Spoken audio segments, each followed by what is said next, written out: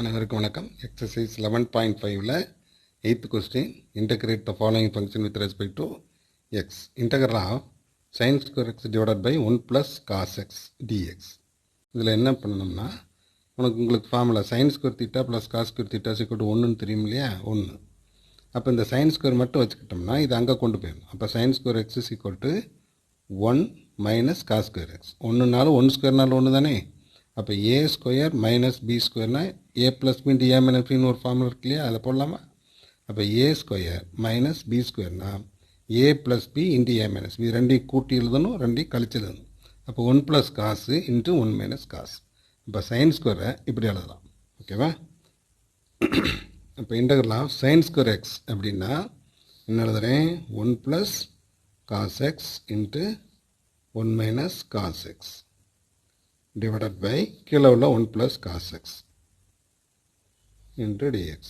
புரிஞ்சிச்சா? sin square பொதுவாக 1 plus sin x 1 plus cos x 1 minus cos x மேலே மட்டும் இருக்குது, கீழே அப்படி தான் இருக்குது.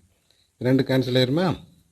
ரெண்டு ஒன்று தானே. அப்போ integral of 1 minus cos X into டிஎக்ஸ்ன்னு இருக்குமா? தனித்தனியாக பிரிச்சுருங்க. இது ஒரு இன்டகரல், இது ஒரு இன்டகரல். இப்போ integral of 1 into dx, integral of 1 into dx minus இந்த மைனஸ் போட்டுட்டு integral of cos x dx.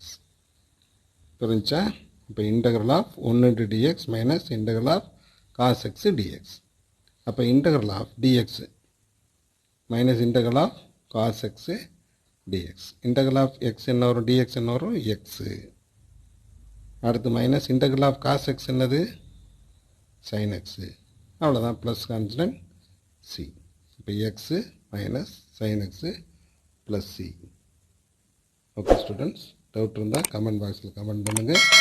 Thank you.